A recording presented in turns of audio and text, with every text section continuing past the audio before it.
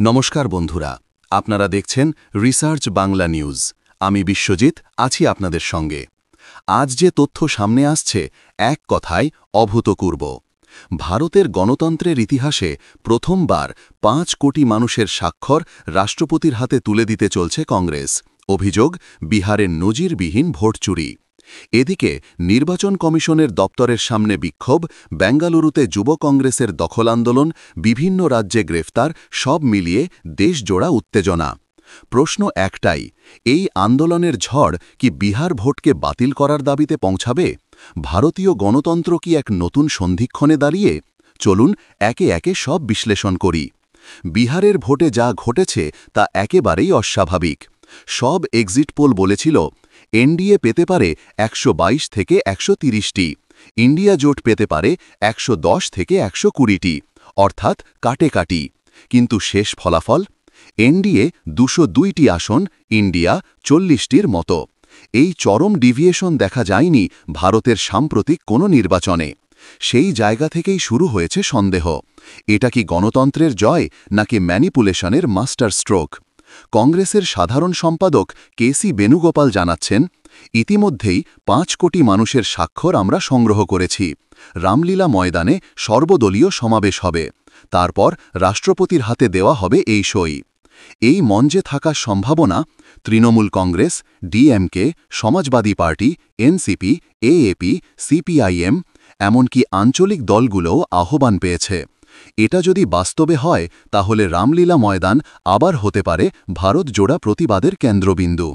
ইতিহাস ভুলবেন না, আন্না হাজারে আন্দোলন এখান থেকেই সরকার কাঁপিয়েছিল।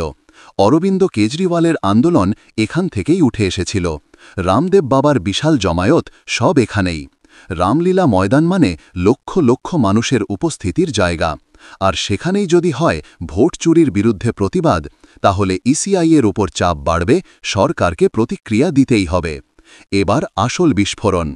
নির্বাচন কমিশনের দেওয়া দুটি সরকারি নথিতে দেখা গেছে ৬ই অক্টোবর থেকে ১২ই নভেম্বরের মধ্যে ৩ লাখ নতুন ভোটার হঠাৎ যোগ হয়েছে।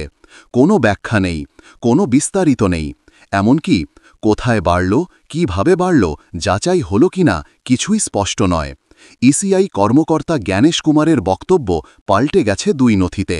অভিযোগ ইসিআই নিজেই বিভ্রান্তিকর তথ্য দিচ্ছে। এই জায়গাতেই কংগ্রেস বলছে, এটা শুধুই ত্রুটি নয়, এটা সুপরিকল্পিত গেম। এখানেই আসে সবচেয়ে বিতর্কিত বক্তব্য। নির্মলা সীতারামনের স্বামী অর্থনীতিবিদ পারকলা প্রভাকর বলেছেন, বিজেপির পাশে এখন যুব মোর্চা, কিষাণ মোর্চা, মহিলা মোর্চা সব ছিল, এবার যোগ হল ইলেকশন কমিশন মোর্চা। বিরোধীদের উচিত লোকসভা থেকে পদত্যাগ করা এবং এই কমিশনকে সরানোর লড়াইয়ে নামা। এটা কোনো সাধারণ মন্ত্র নয়। সরকারের সবচেয়ে গুরুত্বপূর্ণ মন্ত্রীর স্বামীর মুখে ইসি বিজেপির মোর্চা, এটা নিজেই বিস্ফোরক।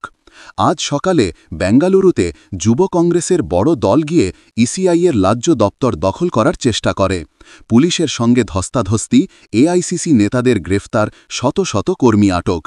এটা স্পষ্ট বিক্ষোভ রাজ্য থেকে রাজ্যে ছড়িয়ে পড়ছে। ৫ই নভেম্বর রাহুল গান্ধী প্রকাশ্যে দাবি করেন, হরিয়ানায় ২৫ লাখ ভুয়ো ভোটার। এক ব্রাজিলিয়ান নারী ২২ বার ভোট দিয়েছেন। ভোটার তালিকায় মৃত মানুষও জীবিত। রাহুলের এই বক্তব্যকে কেন্দ্র করে পোস্টার, সোশ্যাল মিডিয়া ক্যাম্পেন, অবিরাম প্রচার চলছে দেশ জুড়ে। এটা বিরোধী রাজনীতির সবচেয়ে বড় ন্যারেটিভে পরিণত হয়েছে। ভোট চুরি হয়েছে, এটাই কোটি টাকার প্রশ্ন। কারণ তৃণমূল বনাম কংগ্রেস বেঙ্গল, কংগ্রেস বনাম ডিএমকে তামিলনাড়ু, কংগ্রেস বনাম সিপিআইএম কেরালা, সব রাজ্যেই বিরোধীরাই একে অপরের প্রতিপক্ষ। তবে জাতীয় ইস্যুতে বা লোকসভা বয়কটের মতো বড় পদক্ষেপে তারা এক হতে পারেন এমন আভাস দিচ্ছে কংগ্রেস।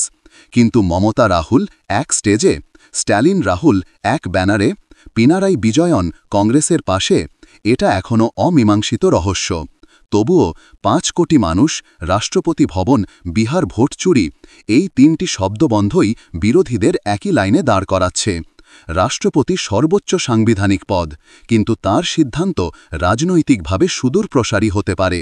যদি ৫ কোটি মানুষের সইসহ একটি সর্বদলীয় প্রতিনিধি দল রাষ্ট্রপতির কাছে দাবি তোলে, বিহার, মহারাষ্ট্র, হরিয়ানা ভোট তদন্ত করা হোক, প্রয়োজন হলে ভোট বাতিল করা হোক, রাষ্ট্রপতির সামনে দাঁড়াবে কঠিন প্রশ্ন। যদিও ভোট বাতিল হওয়ার সম্ভাবনা খুব কম, কিন্তু ন্যায় বিচার তদন্ত commission, supreme court monitoring, ECI reforms এর মতো দাবি জোরালো হবে। পশ্চিমবঙ্গ, কেরালা, তামিলনাড়ু এই 3টি বিরোধী রাজ্যেই আগামী বছরই নির্বাচন। এই 3 রাজ্যের ভোটেই বিরোধীরা চাইছে ইসিআইকে চাপের মধ্যে রাখা, স্বচ্ছ ভোট নিশ্চিত করা, ভোট চুরি ইস্যুকে কেন্দ্রীয় ন্যারেটিভ বানানো। কারণ যদি আজ বিহার নিয়ে প্রতিবাদ না হয়, আগামী সমস্ত ভোটেই বিজেপি লাভবান হবে, এটাই বিরোধীদের আশঙ্কা। 5 কোটি সই মানে শুধু সংখ্যা নয়, এটা মানে বৃহৎ এক জনমত, বিরোধীদের নতুন এনার্জি, যুব সমাজের সক্রিয়তা, মাটির মানুষের ক্ষোভ। এটা রাজনীতিতে এক মনস্তাত্ত্বিক চাপ তৈরি করে। ইসিআই, কেন্দ্র দুটোকেই তা ভাবতে বাধ্য করে। এটাই সবশেষ এবং সবচেয়ে গুরুত্বপূর্ণ প্রশ্ন। সৎ উত্তর, সরাসরি ভোট বাতিল হওয়া অত্যন্ত কঠিন। কিন্তু সুপ্রিম কোর্টে পিআইএল, ইসিআইয়ের বিরুদ্ধে বিচার বিভাগীয় তদন্ত, রিট গণনা, বুথ ওয়াইজ ভোট পরীক্ষা এসব হতে পারে। আর সবচেয়ে বড় কথা, রাজনৈতিক চাপ বাড়বে, সরকারকেই ঘাম ঝরাতে হবে। বন্ধুরা, আপনি কি মনে করেন বিহারের ভোটে কারচুপি হয়েছে? 5 কোটি মানুষের সই কি সত্যিই রাষ্ট্রপতিকে নড়াবে? বিরোধীরা কি এক মঞ্চে আসবে? জবাব দেবেন আপনারা কমেন্ট বক্সে। এবং আমাদের বিশ্লেষণ ভালো লাগলে রিসার্চ বাংলা নিউজ ইউটিউব চ্যানেলটিকে সাবস্ক্রাইব করে আমাদের পাশে থাকুন। ধন্যবাদ।